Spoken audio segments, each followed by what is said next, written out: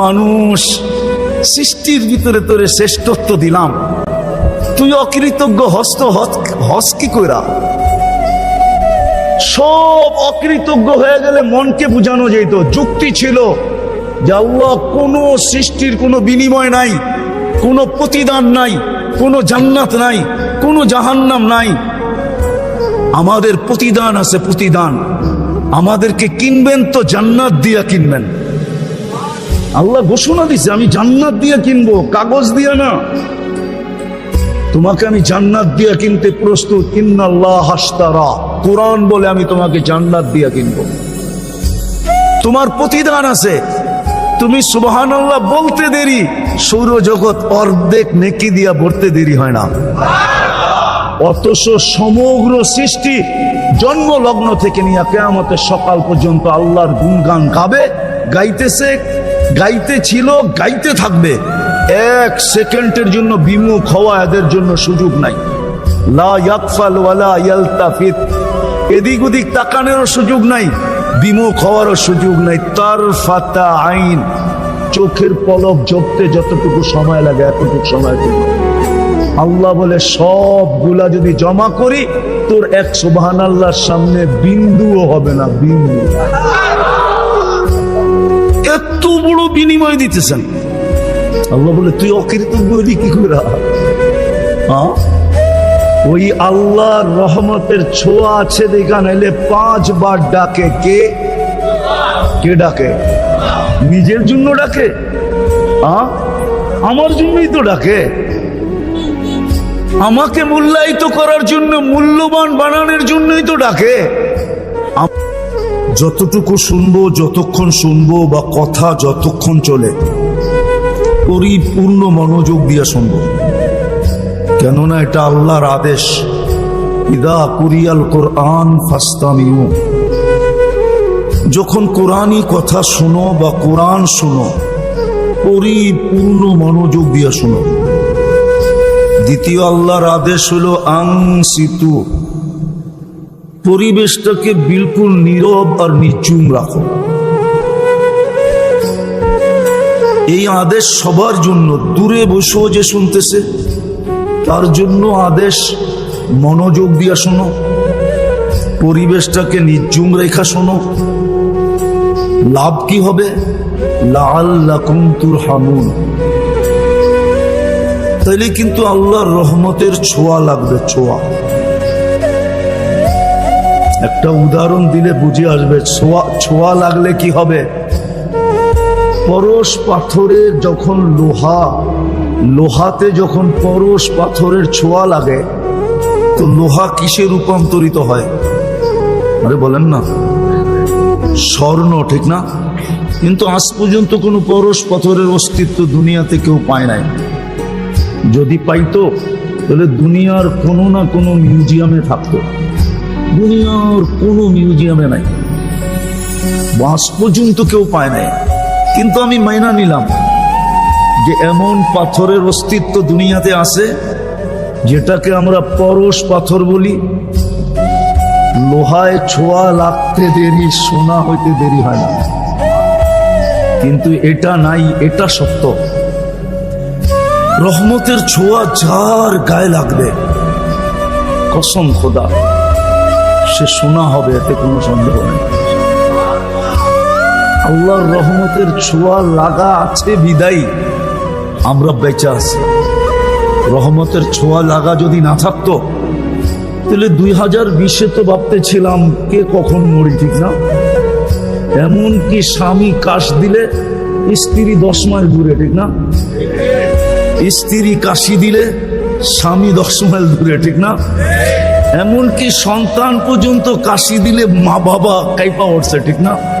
যে করুণা হইল কিনা, ঠিক না? সত্য তো? বেঁচে আছি কি করে? রহমতের ছোঁয়ার কারণে বেঁচে আছে, নাইলে বাঁচার কোনো ব্যবস্থা আমাদের জন্য ছিল না। আমি দেখাবো আপনাদেরকে, আমার কথায় সুর হবে না তো, কিন্তু মনোযোগ দিলে বুঝে আসবে। রহমতের ছোঁয়া আছে বিদায় আমরা বেঁচে আছি। যুবক, রহমতের ছোঁয়া আছে দেখা তুমি বেঁচে আসো। নাইলে 1 সেকেন্ড বাঁচার ক্ষমতা ছিল না আমাদের। রহমতের ছোঁয়ায় শুধু বাঁচায় রাখছেন, এটাই পরশ পাথর।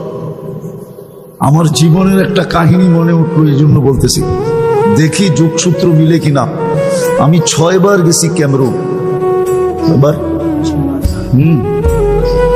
ক্যামেরুন হয়তো অনেকে চিনেন না, ওয়ার্ল্ড কাপ ফুটবলের টিম আছে ওদের। আমি 6 বার গেছি ওই দেশে। ওই দেশে 250 কিলোমিটার জায়গা আছে, জঙ্গল।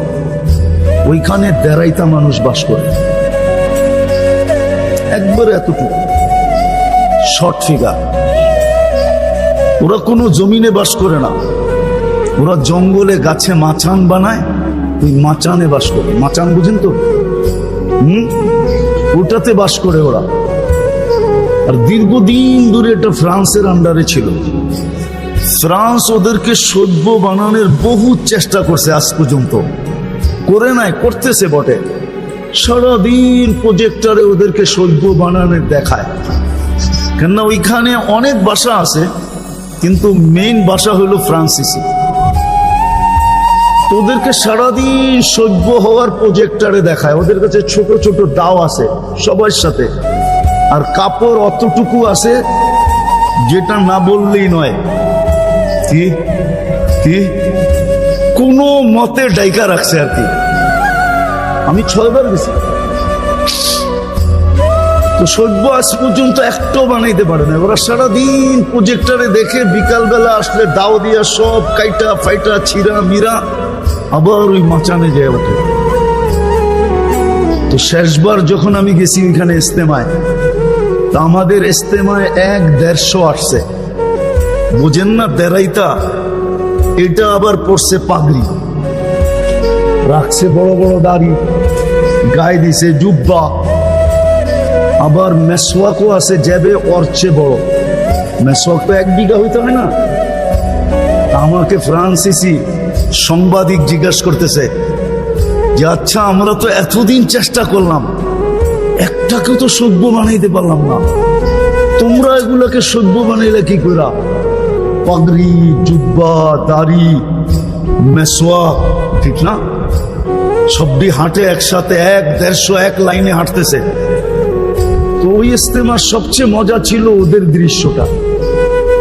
আমার কাছে একজনে নিয়ে আসছে ফ্রান্সিসি সাংবাদিক, এডিরে সভ্য বানাইলা কেমনে?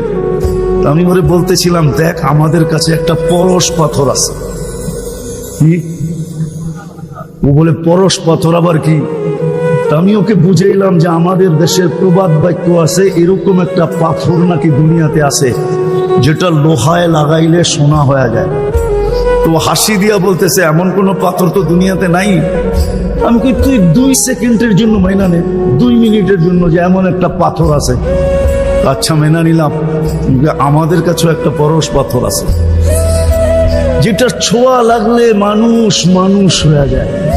সেটা হলো লা ইলাহা ইল্লাল্লাহ মুহাম্মাদুর রাসূলুল্লাহ সাল্লাল্লাহু আলাইহি ওয়াসাল্লাম। বিশ্বাস করেন, ওর চোখ দিয়ে পানি চলে আসে।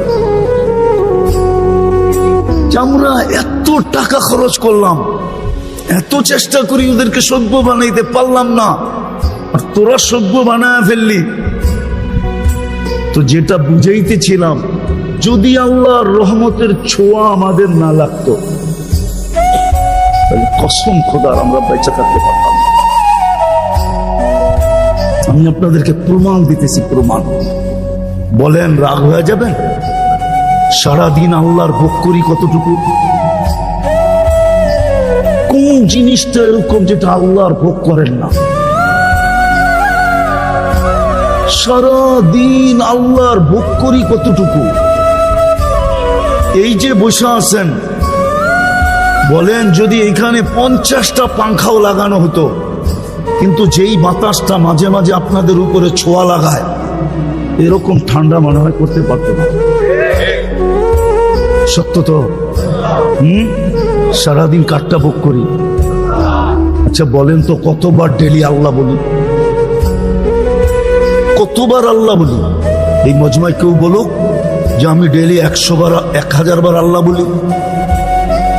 200-400 বার আল্লাহ বলি। কোন যুবক বলুক যে আমি ডেলি 10 বার আল্লাহ বলি। সারা দিন নাফরমানি করি, সারা দিন। কসম খোদার, রহমতের ছোঁয়া সংযোগ যদি আমাদের সাথে না থাকতো, তাইলে 1 সেকেন্ড 1 মিনিট বাঁচার ক্ষমতা ছিল না। আপনি আপনাকে বিবেকটা দিয়ে একবার চিন্তা করেন যে আমি আল্লাহ ডেলি ভোগ করি কতটুকু, এই পানিটার দাম কতটুকু, কত দাম এটা? 1 লিটার 40 টাকা না 30 টাকা। যদি পানির দামে অক্সিজেন কিনতে হতো তাহলে ডেলি 16,500 টাকা অক্সিজেনের বিল দিতে হতো। শুধু যদি পার লিটার 30 টাকা কিনতে হতো। ডেলি আমরা 550 লিটার অক্সিজেন নেই। বিশ্বাস না হলে এখন নেটে সার্চ দেন আর WHO কে জিজ্ঞাসা করেন যে পার হেড আমরা ডেলি অক্সিজেন কতটুকু নেই 24 ঘন্টায়। WHO আমার কথাই বলবে 550 লিটার। 1 লিটার 30 টাকা, 550-কে 30 দিয়ে গুণ দেন, দেখেন 16,500 টাকা পার ডে বিল হবে। রহমতের ছোঁয়া না লাগলে আপনাকে বিনা পয়সায় দিতেছে, তো দিতেছে কি করে? মাসে তো 4,95,000 টাকা বিল হতো পানির দামে কিনলে। পানির দামে 1 পয়সা যদি শ্বাসের বিল হতো।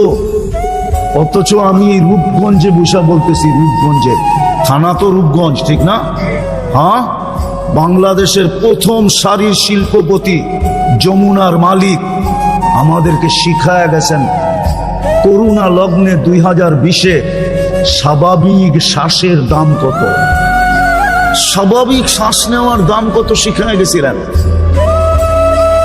উনি ডাক্তারের টিমকে বলছিল, চায়নার ডাক্তারের টিমকে, যখন ভেন্টিলেটর চলতেছিল, যে আমাকে স্বাভাবিক শ্বাস নিতে দাও, এন্টার কোম্পানি আমি তোমাদের নামে লেখা দিব। পেপারে আছে, পেপারে, ওনারা জানে পেপারে আছে। পার শ্বাসে যদি 1 পয়সা বিল নিতেন তাহলে পার ডে 1600 টাকা বিল দিতে হতো। আমরা 1,60,000 বার শ্বাস নেই, ছাড়ি আর নেই 1,60,000 বার।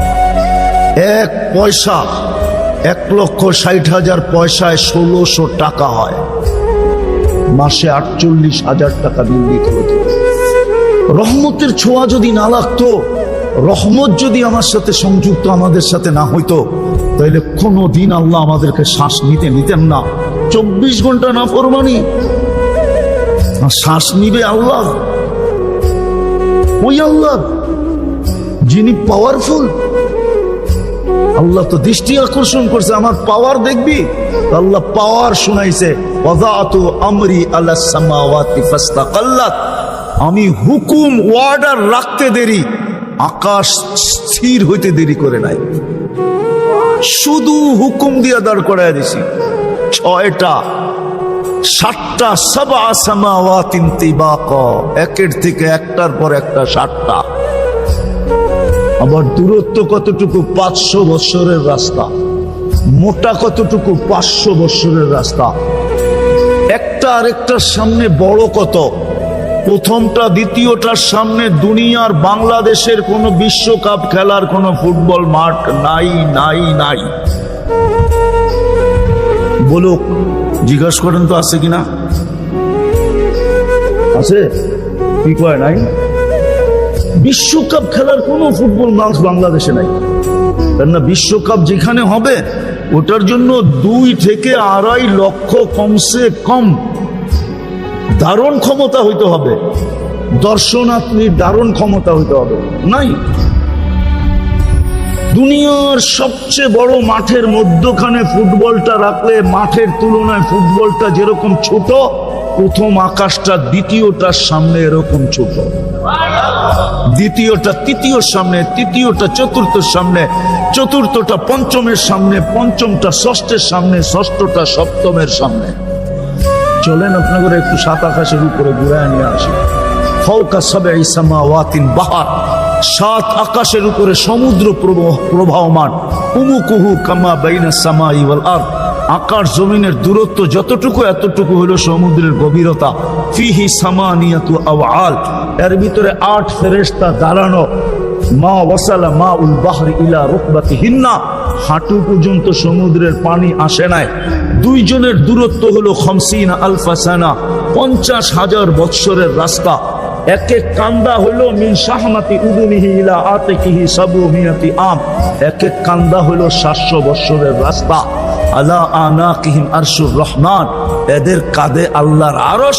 আর কোরআন বলে ওয়াকানা আরশুহু আলাল মা, আল্লাহর আরশ পানির উপরে।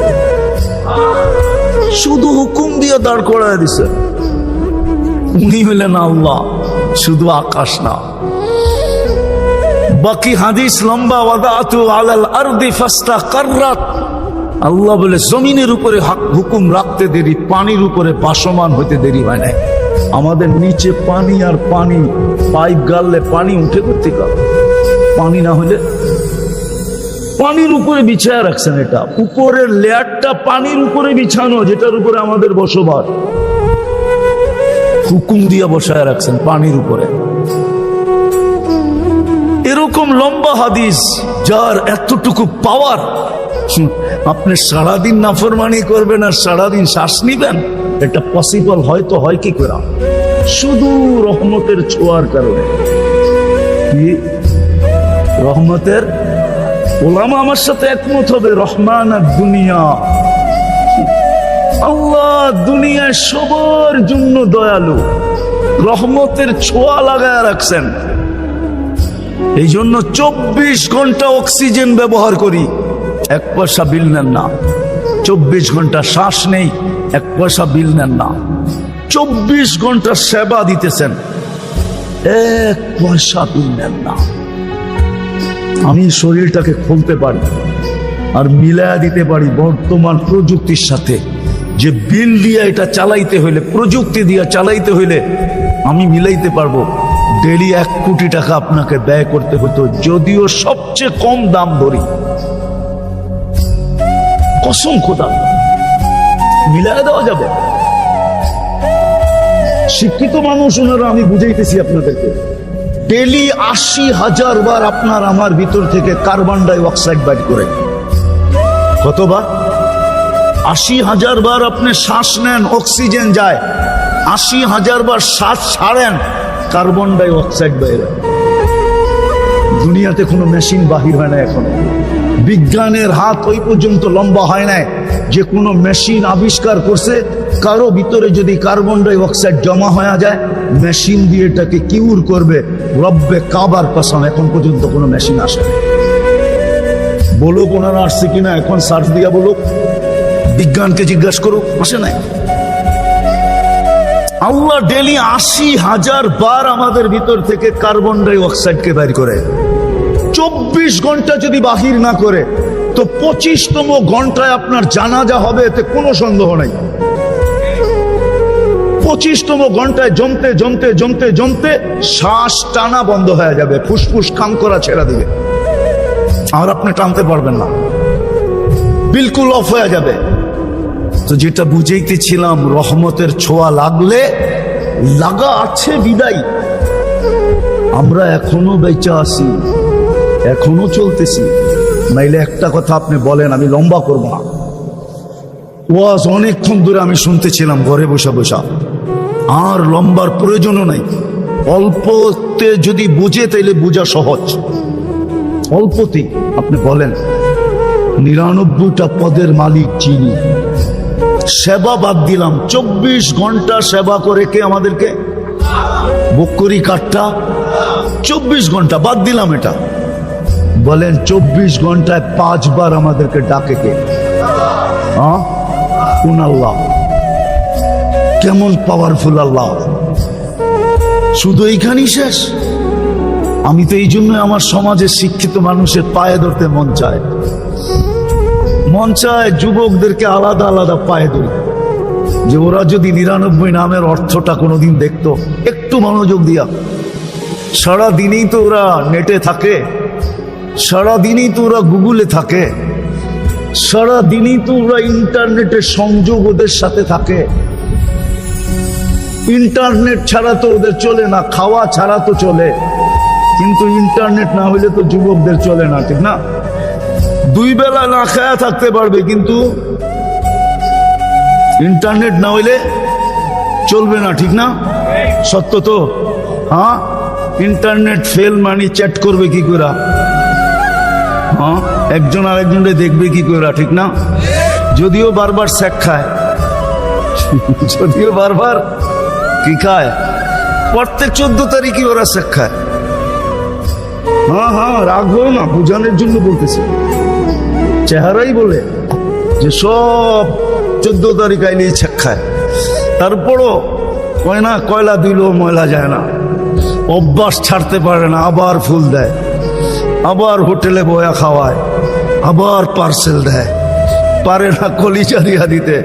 তারপরও যদি লেখা দেয় একবার জীবনে I.U, ঠিক না? চাইলেও তো ইজ্জতটা কোনো মতে বাঁচবো বন্ধুদের কাছে, ঠিক না? না আবার খেপা যায় কিনা, গাড়ি আটকায় দেয় কিনা, আবার রূপগঞ্জ, ঠিক না? তো যেটা বুঝাইতেছিলাম, আমার তো মনে হচ্ছে ওদের পাও ধরে বলি, একবার 99 নামের অর্থ দেখো, তাইলে বুঝে আসবে কোন আল্লাহ ডাকে। 99 সিফতের মালিক শুধু আল্লাহ না, যিনি রহমান, যিনি রহিম, যিনি মালিক, যিনি কুদ্দুস, যিনি সালাম, যিনি মুমিন, যিনি মুহাইমিন, যিনি আজিজ, যিনি জব্বার, যিনি মুতাকাব্বির, খালিকুল বারিউল মুসাব্বিরুল গফফারুল কহ্হারুল ওয়াহ্হাবুর রাসাকুল ফাত্তাহুল আলিমুল কাবিদুল বাসিতুল খাফিদুর রাফিউল মুইজ্জুল মুদিল্লুস সামিউল বাসিরুল হাকামুল আদলুল লতীফুল খবীরুল হালিমুল আযীমুল গফুরুশ শাকুরুল আলিয়ুল কবীরুল হাফিজুল মুকিতুল হাসিবুল জলিলুল করিমুর রকিবুল মুজিবুল ওয়াসি আল হাকিমুল ওয়াদুদুল মজিদুল বাঈসুশ শাহীদুল হকুল ওয়াকিলুল কবিয়্যুল মতিনুল ওয়ালিয়ুল হামিদুল মুসি আল মুবদি আল মুঈদ আল মুহয়ি আল মুমীত আল হাইয়্যু আল কাইয়্যুম আল ওয়াজিদ আল মাজিদ الواحد الأحد الصمد القادر المقتدر المقدم المؤخر الأول والآخر الظاهر والباطن الوالي المتوالي البر التواب المنتقم العفو الرؤوف مالك الملك ذا الجلال والإكرام المقسط والجامع والغني والمغني المانع الدار النافع النور الهادي البديع والباقي الوارث والرشيد الصبور جل جلاله যিনি 99টা পদের মালিক, উনি ডাকে, উনি ডাকে, না আসে তো না আসে কি কইরা? অথচ 24 ঘন্টা বুক করে ওনারটা সার্ভিস দিতেছেন, 24 ঘন্টা ফ্রি। উনি রহমতের ছোঁয়া লাগছে দেখেই তো এই অবস্থা। রহমতের ছোঁয়া না লাগলে একদিনও পারতেন না। হ্যাঁ হ্যাঁ, এই জন্যই তো ওলামা লিখতে বাধ্য হয়েছে রহমান আর দুনিয়া। হায়, দুনিয়ার সবাইকে রহমতের ছোঁয়া দিয়া দিছেন, কিচ্ছু বলেন না, শুধু এতটুকু বলে নাযিরুন কাইফা তা'মালুন। আল্লাহ বলে আমি তাকায় তাকায় দেখি তুই করিস কি, কি করিস, শুধু আমি দেখতে থাকি আর চিৎকার দিতে থাকি, মান গাররাকা বিরাব্বিকাল কারীম। আমার মতো দয়ালু রব থেকে তোকে দূরে সরাইলো তো সরাইলো কে? আবার এটাও বলেন কুতিলাল ইনসানু মা আকফারা, ও মানুষ, সৃষ্টির ভিতরে তোরে শ্রেষ্ঠত্ব দিলাম, তুই অকৃতজ্ঞ হস কি কইরা? সব অকৃতজ্ঞ হয়ে গেলে মনকে বুঝানো যেত, যুক্তি ছিল যে আল্লাহ কোনো সৃষ্টির কোনো বিনিময় নাই, কোনো প্রতিদান নাই, কোনো জান্নাত নাই, কোনো জাহান্নাম নাই। আমাদের প্রতিদান আছে, প্রতিদান। আমাদেরকে কিনবেন তো জান্নাত দিয়া কিনবেন। আল্লাহ ঘোষণা দিছে আমি জান্নাত দিয়া কিনবো, কাগজ দিয়া না। তোমাকে আমি জান্নাত দিয়া কিনতে প্রস্তুত। ইন্নাল্লাহ আশতারা, কোরআন বলে আমি তোমাকে জান্নাত দিয়া কিনবো। তোমার প্রতিদান আছে, তুমি সুবহানাল্লাহ বলতে দেরি, সৌরজগৎ অর্ধেক নেকি দিয়া ভরতে দেরি হয় না।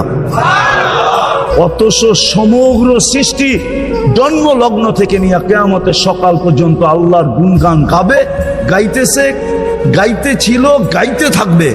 এক সেকেন্ডের জন্য বিমুখ হওয়া এদের জন্য সুযোগ নাই।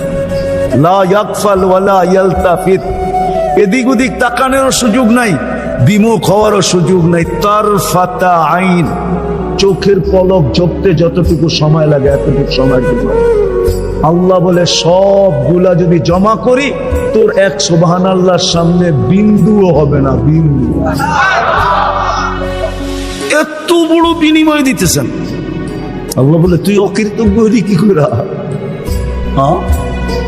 ওই আল্লাহর রহমতের ছোঁয়া আছে দেখা নাইলে 5 বার ডাকে। কে ডাকে? নিজের জন্য ডাকে? আমার জন্যই তো ডাকে, আমাকে মূল্যায়িত করার জন্য, মূল্যবান বানানোর জন্যই তো ডাকে। এত সুন্দর হইল তো হইল কি কইরা? তো সমগ্র সৃষ্টি বানানোর পরে মানুষ যখন বানাইছেন তো আল্লাহ নিজেই ভাবতেছেন এত সুন্দর, সর্বদিকে শ্রেষ্ঠত্বের মুকুট আর কার মাথায় দিব? তোর মাথায় দিয়া দিব। শ্রেষ্ঠত্ব যখন দিলাম তো দুনিয়ার কাকে দিব? তোকেই দিয়া দিলাম। আল্লাহ দুনিয়া দিলেন, আখেরাত। আল্লাহ বলে দুনিয়াই যখন দিয়া দিলাম, আখেরাত আর কি করবো? এটাও তোকে দিয়া দিলাম। যখন দুটোটাই দিলাম তো বাকি সৃষ্টি আর কি করব? ওটা তোর অধীন করে দিলাম। এই জন্য ফেরেশতা আমাদের অধীন, ফেরেশতা আমাদের অধীন। এই শরীরটা ফেরেশতা দ্বারা পরিচালিত। প্রযুক্তি দিয়া যদি পরিচালিত হতো তাহলে একজনের বডি পরিচালনা করার জন্য বিরাট বড় একটা প্রজেক্ট লাগতো। দেখামু দুই একটা দেখামু। খাওয়া যখন মুখের কাছে নেন তো ঘ্রাণ কে বলে? কে? কত দ্রুত বলে? নিতে দেরি, বলতে। আচ্ছা, এটা যদি প্যাথোলজি সেন্টারে টেস্ট করতে হতো তাহলে ওনাকে জিজ্ঞাসা করেন তো টাইম কত নিত? সামান্য একটা টেস্ট করতে আজকালকার অনেক সময় নিয়ে নেয়, ঠিক না? তাহলে সিরিয়াল কত লম্বা দিতে হতো, টাকা কত খরচ হতো। মনে হয় বুঝাইতে পারি না। গেল গ্রানেরটা, গ্রান বইলা দিল মুখে যাবে, এখনো আরো 3 বার চেকিং বাকি। গ্রান বইলা দিল যে মুখে যাবে, সর্বপ্রথম জিহ্বা টেস্ট করলো স্বাদ ঠিক আছে কিনা। যদি 7টা প্রযুক্তি দিয়ে আপনার করতে হইতো তাহলে কত বড় একটা মেশিন লাগতো, ওটাকে চালানোর জন্য অপারেটর লাগতো, কতক্ষণ সময় নিত। জিহ্বা তো টাচ করতে দেরি, বলতে দেরি করে না, স্বাদ ঠিক আছে, পেটে যাবে। কিন্তু তারপরও পেটে যায় না, আবার দাঁত চেক করে কোনো কণা জাতীয় কিছু আছে কিনা। চতুর্থবার আবার জিহ্বা আবার চেক করে যে আঁশ জাতীয় কিছু আছে কিনা। যদি এটা টেকনোলজি দিয়ে করতে হতো তাহলে মনে হয় সকালের নাস্তা 3-4 দিন পরের সকালেই খেতে হতো। দুপুরের খানা মনে হয় 6 দিন পরে যে দুপুরে খাইতে হতো। রাত্রের খাওয়া হয়তো 1 সপ্তাহ পর রাত্রে যে খাইতে হতো। এতক্ষণে আপনার সাইজ হয়ে যেতেন, এতে কোনো সন্দেহ নাই, ঠিক না? সত্য তো?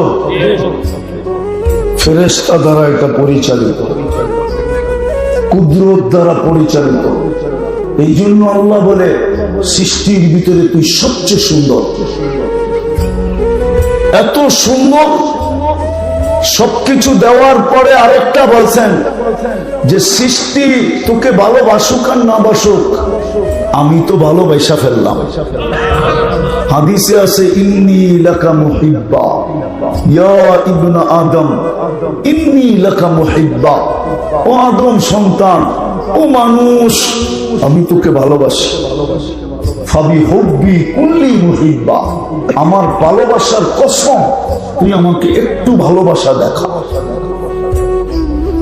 তো যদি রহমতের ছোঁয়া না লাগতো, পরশ না লাগতো, তা আপনি কোনোদিন মানুষ হইতেন, আমিও মানুষ হতাম।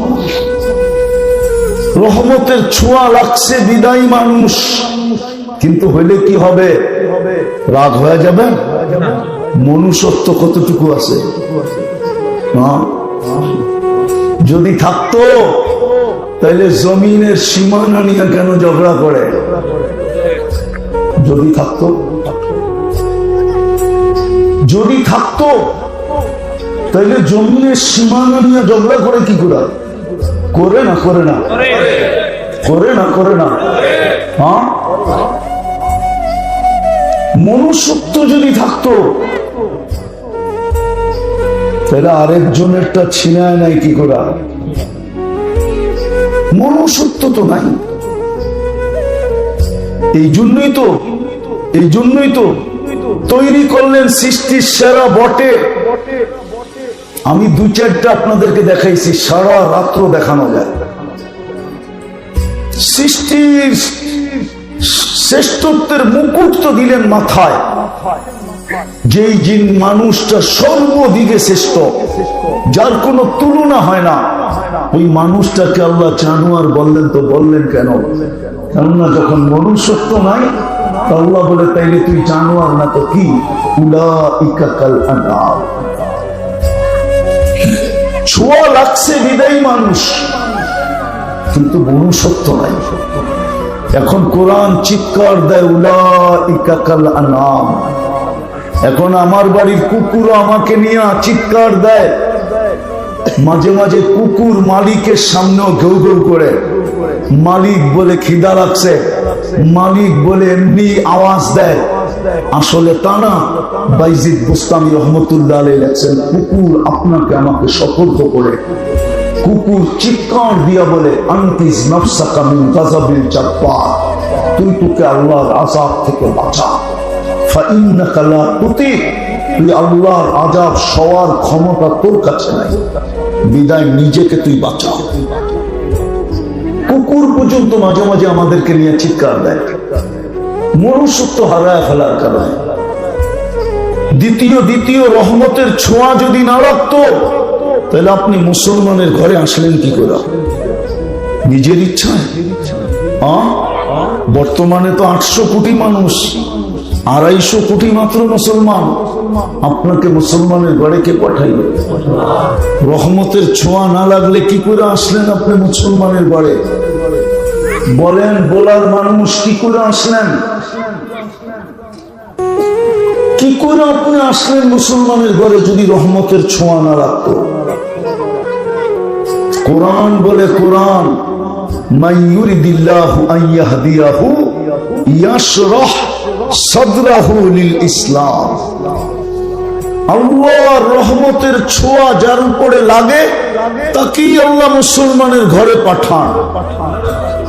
আমি আস্তে আস্তে পিছের থেকে আপনাদেরকে নিয়ে যেতেছি, পিছের থেকে মনোযোগ দিয়ে শুনলে বুঝে আসবে। আবার আমি মিলায় দিব। মুসলমানের ঘরে আপনাকে রহমতের ছোঁয়া নিয়ে অস্তিত্ব দিলেন। বলেন, ইসলামের রং আপনার ভিতরে আমার ভিতরে কতটুকু? বলেন, ইসলামের রং কতটুকু?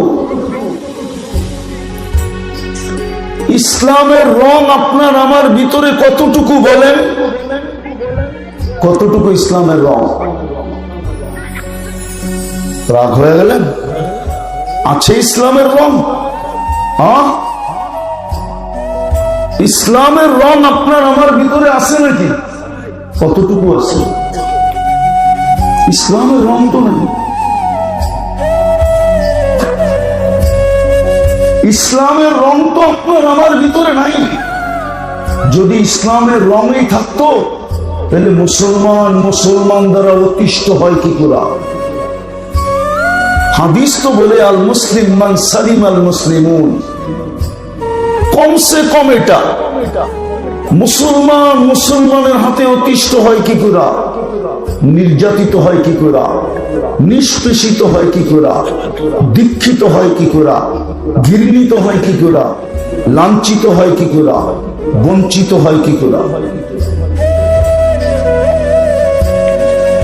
আজকে তো সমাজে একজন আরেকজনের দ্বারা নির্যাতিত, বড়র দ্বারা ছোট নির্যাতিত, শক্তিশালীর দ্বারা দুর্বল নির্যাতিত, টাকাওয়ালার দ্বারা গরিব নির্যাতিত, পদালার দ্বারা পদহীনরা নির্যাতিত। না নির্যাতিত না? নির্যাতিত না? মুসলমানের ঘরে তো আপনাকে অস্তিত্ব দিলেন। চিনেন? ইসলামের লাভ জানেন? যদি ইসলাম গুরুত্বপূর্ণ না হতো তাহলে আল্লাহ কেন বলতেন ওয়ালা তামুতুন্না ইল্লা ওয়া আনতুম মুসলিমুন? এটা আপনাকে থ্রেট দিছে, আল্লাহ সতর্ক করছে, আমি রহমতের ছোঁয়া দিয়া তোকে মুসলমানের ঘরে অস্তিত্ব দিলাম, খবরদার যদি ইসলাম ছাড়া আসে, খবরদার যদি তুই ইসলাম ছাড়া আসে। থ্রেট দিছেন আপনাকে। কালকে কি চেহারা দেখাবেন? না বরিশালের প্রবাদ বাক্যই বলবেন? এই অঞ্চলের একটা প্রবাদ বাক্য আছে, যদিও বরিশালের ভাষার সাথে আপনাদের মিল নাই, মুই কি কম বুঝি, মোরে বুঝাইতে হইবে, মোরে জ্ঞান দিতে হইবে না। জানেন এটা বরিশালে যে আছে? কি এটাই ভাবতেছেন? মুসলমানের ঘরে আপনার জন্ম, রহমতের ছোঁয়া দিয়ে আপনাকে মুসলমানের ঘরে অস্তিত্ব দিচ্ছেন। এই জন্যই বলছেন তোমাকে রহমতের ছোঁয়া দিয়ে মুসলমানের ঘরে পাঠাইলাম, খবরদার যদি ইসলাম ছাড়া আসলাম, ওয়ালা তামুতুন্না ইল্লা ওয়া আনতুম মুসলিমুন। এটা আল্লাহ সতর্কবাণী, খবরদার, তাইলে আমি তোমাকে কিনবো না, জান্নাতের বিনিময়ে কিনবো না। ভাগ্য তো খুলা দিছিলেন বটে, হায় হায় হায় হায়, রং হারা হয়ে আজকে এই দুরবস্থা। তৃতীয় দেখাইতেছি, তৃতীয় রহমতের ছোঁয়া যদি না লাগতো আপনি উম্মতে মুহাম্মদী হতেন কি করে? যে উম্মত হওয়ার জন্য নবীরা চোখের পানি ঝরাইলেন, যে উম্মতের হাতের ছোঁয়া পাওয়ার জন্য দানিয়াল আলাইহিস সালাম মৃত্যুর পরেও 2500 বছর অপেক্ষা করলেন। আমি মনে হয় আপনাদেরকে বুঝাইতে পারতেছি না, আপনাদের চেহারায় বলে আমি আপনাদেরকে বুঝাইতে পারতেছি না। দানিয়াল আলাইহিস সালাম মৃত্যুর পরেও 2500 বছর অপেক্ষা করছেন শুধু উম্মতে মুহাম্মদীর হাতের ছোঁয়ার মাধ্যমে কাফন আর দাফনের জন্য। সাহাবায়ে কেরাম ওনাকে কাফন পরায়া দাফন করছেন। আল্লাহর রাসূল সুসংবাদ দিছিলেন, আসবে একদিন সময় ইরাক হবে স্বাধীন, পাবে তোমরা দানিয়াল আলাইহিস সালামকে, যিনি তোমাদের অপেক্ষায় অপেক্ষমান। ওই রাসূলের উম্মত বানাইলেন, রহমতের ছোঁয়া দিয়া বোলার মানুষ ভাগ্য খুলা দিলেন। ভাগ্য দৌলত খান না আপনাদের থানার নাম? বুরহানুদ্দিন, ঠিক না? হ্যাঁ, বুরহানুদ্দিনের মানুষ ভাগ্য খুলা দিলেন। ভাগ্য 80 বৎসরের বুড়াও যদি দৌড়ায়, 80 বৎসরের বৃদ্ধ যদি 80 বৎসর দৌড়াইতে দৌড়াইতে একটা রাত্র শুরু নিতে পারে, ধরতে পারে, একটা রাত্র যদি পাইতে পারে, মারা যাওয়ার পরে আল্লাহর সামনে উপস্থিত যদি হয়, আর আল্লাহ যদি জিজ্ঞাসা করে কি নিয়ে আসছিস, তো বুক ফুলাইয়া বলতে পারবে এক রাত্র নিয়ে আসছি, এক রাত্র। আল্লাহ যদি রাগ হইয়া জিজ্ঞাসা করে কিরে, 1 বৎসরই তো 365টা রাত্রি, 80 বৎসর রাত্রের সংখ্যা কত হয়? তুমি শুধু এক রাত্র নিয়ে আসো, মানি আবারও চিৎকার দিয়া বলতে পারবে এক রাত্রই তো 83 বৎসর 4 মাস। আমি তো 80 বৎসর ছিলাম, 80 থেকে 80 বাদ দিয়া দেন, 3 বৎসর 4 মাসের পাওনা আমি আপনার কাছে, আপনি আমার কাছে পাবেন। তো পাবেন কি করে? আপনি কি কোরআনে বলেন না লাইলাতুল কদরি খায়রুম মিন আলফি শাহর? আপনার এই ভাগ্য খুললো কিভাবে? মুহাম্মদুর রাসূলুল্লাহর উম্মত হওয়ার কারণে। রহমতের ছোঁয়া দিয়ে তো আপনাকে উম্মত বানাইলেন।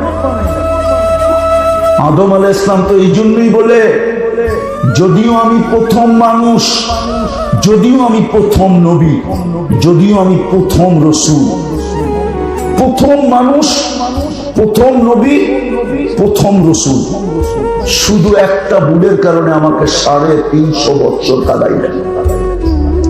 জান জান জান, বুরহানুদ্দিনের ওলামাদেরকে জিজ্ঞাসা করেন, বোলার ওলামাদেরকে জিজ্ঞাসা করেন কতদিন কাঁদাইছেন। শুধু ভুলের কারণে, গুনাহ না, ভুল, 350 বছর কাদায় মাফ করছেন। কিন্তু আপনার ভাগ্য এরকম খুলছেন, সারাদিন গুনাহ করে রাত্রে আল্লাহ টাইকা টাইকা মাফ করা দেয়। বিশ্বাস হয় না? না, মনে হয় না, হয়। এই জন্যই তো ইমাম বুখারী রহমতুল্লাহ আলাইহি লেখছেন, রাতের 3 ভাগের 1 ভাগ যখন অতিবাহিত হয়ে যায়, আল্লাহ প্রথম আকাশে আইসা ডাকতে থাকে, হাল মিন মুস্তাগফির ফাগফির আলা, কে আসিস মাফ চাবি, আমি মাফ করে দেব।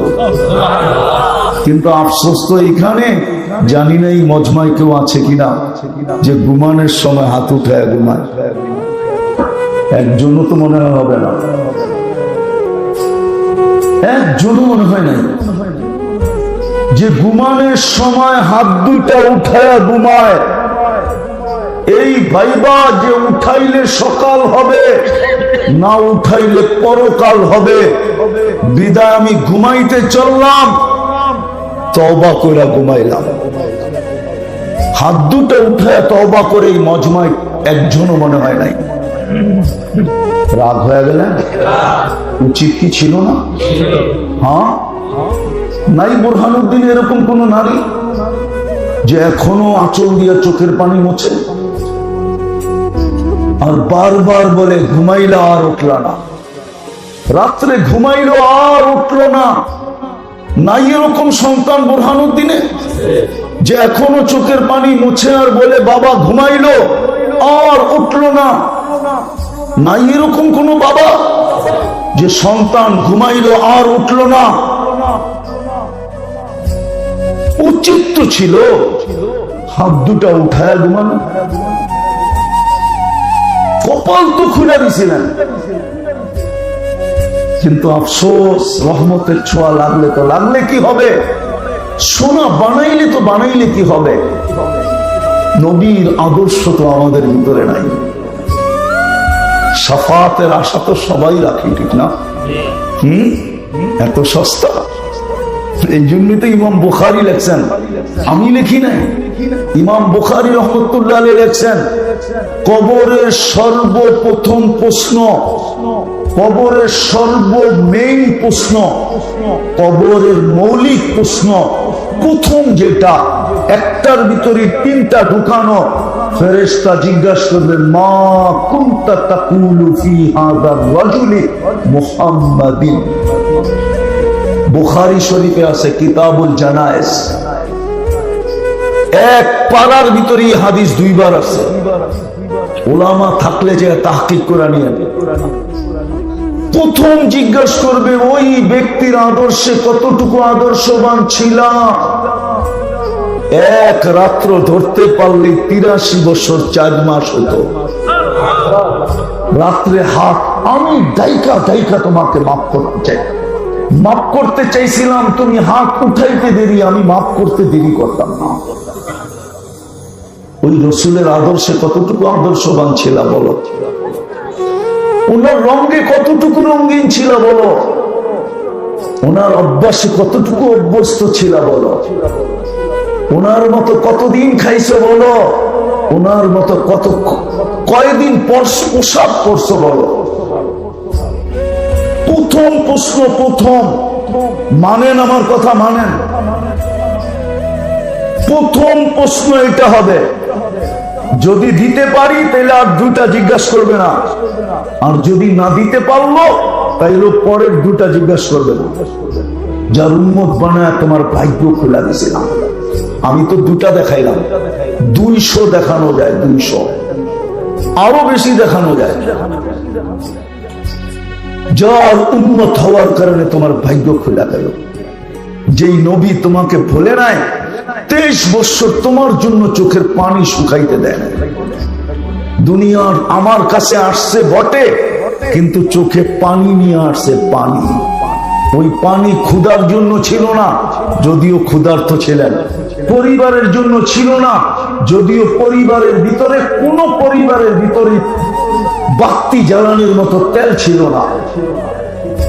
নাইলে আম্মা জান আয়েশা রাদিয়াল্লাহু তাআলা আনহা কেন বলবেন, যদি তেল থাকতো তাহলে খিদা নিবারণের জন্য পান করে ফেলতাম। হাসান হুসাইনের জন্য ছিল না, আলী ফাতেমার জন্য ছিল না, উম্মতের জন্য চোখে পানি ছিল। যিনি এখনো কাঁদেন, এখনো কাঁদেন উম্মতের জন্য। আবুল সামারকান্দি রহমতুল্লাহ আলাইহি লেখছেন, কবর থেকে উঠবে, কাঁদতে কাঁদতে উঠবে, আর বলতে বলতে উঠবে, জিবরিল আইনা উম্মতি, ময়দান তো খালি, উম্মত কোথায়? কোথায় লুকাইলা উম্মতকে? ময়দান তো খালি। জিবরিল কসম খায় সান্ত্বনা দিলেন, মা শাক্কাল আরদা আহাদুন ইল্লা আনতা, আপনি ব্যতীত জমিনের উপরে কেউ ওঠে নাই, শান্ত হন। বলেন বোলার মানুষ, বোলাই বললাম বুরহানুদ্দিন বাগদিয়া, ইউনিয়ন পরিষদের চেয়ারের জন্য বোলাতে কত বাচ্চা আজ পর্যন্ত এতিম হইল না? হয় নাই? কত মেয়ে বিধবা হইল, হয় নাই? হ্যাঁ, কত মার বুক খালি হইল না? হয় নাই? কত তাজা রক্ত এই বোলার মাটিতে পড়লো না? পড়ে নাই? আপনার আমার নবী তো কিয়ামতের দিন মাকামে মাহমুদ পাবেন। কুরআন তো এটাই বলে, ফাতাহাজ্জাত বিহি নাফিলাতান লাক আসা আইয়াবআসাকা রাব্বুকা মাকামান মাহমুদা। আযানের দোয়া তো এটাই বলে যে মাকামে মাহমুদ নিবে, কিন্তু আপনার আমার নবী তো চেয়ারে বসে দেখবে না, 3 জায়গায় দৌড়াইতে থাকবে। আল্লাহ বলবে বসেন, বলবে বসার সুযোগ কোথায়? আমি যদি বসি উম্মতকে হাউজে কাউসার পান করাবে কে? আমি যদি বসি তো মিজানের পাল্লায় যায়, পাল্লা সামনে ঝুঁকলো না পিছনে ঝুঁকলো, এটা কে দেখবে? আর প্রতিশ্রুতি গুলা কে কাজে লাগাবে? আমি যদি বসা যাই তো পলসেরা উম্মতকে কে পার করাবে? আমি তো দুরুদের ঘাটতি দিয়ে পার করাই দেব। অথচ আফসোসের তো বিষয়, রাগ হয়ে যাবে। বলবো বলবো হ্যাঁ, একজনও তো নাই এখানে শুক্রবারে 1000 বার দুরূদ পড়ে, একজনও নেই। 500 পরে এরকম মনে হয় নাই যে 500 বার দুরূদ পড়ে। কোন যুবক নাই মনে হয় শুক্রবারে 10 বার দুরূদ পড়ে। রাগ হয়ে গেলে? নবীজি তো বলে গেল শুক্রবারে আমার উপরে বেশি বেশি দুরূদ পড়ো, 6 দিন না পড়লেও চলবে, কমসে কম শুক্রবারটা আমাকে দিয়া দাও, আমার জন্য বেশি বেশি দুরূদ পড়ো। কার জন্য? ওনার জন্য। আপনি নবীর উপরে কি দুরূদ পড়বেন? ইমাম সাহেব নাকি? ইমাম সাহেব আপনি জুমা পড়ান? প্রতি জুমাই তো আপনাদের ইমামরা পড়ে, ইন্নাল্লাহা ওয়া মালাইকাতাহু ইউসাল্লুনা আলান নবী ইয়া আইয়ুহাল্লাযীনা আমানু সাল্লু আলাইহি ওয়া সাল্লিমু তাসলিমা। কোরআনেও তো আল্লাহ হুকুম দিয়েছে আমার বন্ধুর উপরে দুরূদ পড়ো, কিন্তু এই আয়াতের উপরে আমার 3টা প্রশ্ন আছে। আমি বলি আল্লাহ পড়বো বটে, কিন্তু একদিন তো আমরা থাকবো না, আপনি বন্ধুর উপরে দুরূদ কে পড়বে? আল্লাহ বলে ছাগল ফেরেশতারা পড়বে। আয়াতে তো ফেরেশতাদের কথা লেখা, চোখে থেকে যাবে। আজকে যেরকম আমরা সমাজে মানুষ হিসাবে ঘুরি, দুনিয়ায় মুসলমান বলি, আবার বলিও আমি উম্মতে মুহাম্মাদী। এই জন্যই তো আমাদের এই দুরবস্থা। একটা দেখাই একটা আপনাদেরকে, এই জন্যই তো আমাদের এই দুরবস্থা। নাইলে ফিলিস্তিন মাটির সাথে মিশা যাবে, ইরাক মাটির সাথে মিশা যাবে, কমসে কম এই 2 শহরের যোগ বিয়োগ আমার মিলে না। আমি 14 বছর আগে ফিলিস্তিন দেখছি এই 2 চোখে। আমি সফর করছি 14 বছর আগে ফিলিস্তিন, যেখানে ইব্রাহিম আলাইহিস সালামের কবর, যেখানে মুসা আলাইহিস সালামের কবর, যেখানে 70 জন নবীর কবর চিহ্নিত, 1,00,000 সাহাবায়ে কেরামের কবর যেখানে চিহ্নিত, আরে না 45,000 সাহাবাদের কবর যেখানে, মুসলমানের প্রথম কেবলা যেখানে, মুহাম্মদুর রাসূলুল্লাহ নামাজ পড়ছেন যেদিকে মুখ করে, মেরাজের রাত্র 1,00,000 নবী, 1,00,000 নবী রাসূল সশরীরে উপস্থিত ছিলেন যেখানে, মুহাম্মদুর রাসূলুল্লাহ ইমামতি করছেন যেখানে, ওটা মাটির সাথে মিশে যাবে না? বলেন কেন? মিশেই তো গেছে। আছে কি? 1 বছর 16 মাসে আছে কি? কি আছে? উচিত তো ছিল একটাও যেন বুম না ফাটে, পড়তো কিন্তু ফাটতো না, কেননা খলিল তো ঘুমাইতেছে, কালিমুল্লাহ তো ঘুমাইতেছে, 1,70 জন নবী রাসূল তো ঘুমাইতেছে, নবীরা কবরে জীবিত, নবীদের শরীর মাটির উপরে হারাম, ওরা তো জীবিত কবরে,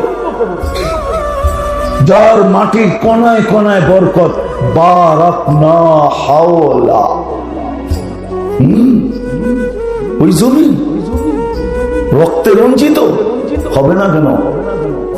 বললাম না, শুধু আমরা চকচকে আসলে সোনা না, মানুষ মনুষ্যত্ব নাই, মুসলমান রং নাই, নবীর উম্মত আদর্শ নাই। আরো দেখাবো? হ্যাঁ, রাগ হয়ে যাবেন? দেখাবো? আর কোনোদিন আমার হয় না, না হয় শুনাই দিই। আল্লাহ নিজের কালাম দিলেন, কালাম। বলেন তো এখানে কয়জন আছে পড়তে পারে না, কোরআন পড়তে পারে না? তাতে কিছু আসে যায় না, ডেলি কোরআনটাকে নেয় আর খুইলা একবার চোখ বুলায়। কয়জন আছে এখানে? ও তো মাদ্রাসার ছেলে। কয়জন আছি আমরা সাধারণ মানুষ, কোরআন পড়তে জানি না, কিন্তু মনকে বুঝাইছি পড়তে জানি না, তাতে কি আসে যায়? আমি ডেলি কোরআনটাকে নিব এবং খুইলা 2 মিনিট খুইলা দেখতে থাকবো। সুফিয়ানে সৌরিকে চিনেন? দিগান্ত ওলামারা চিনে কিনা?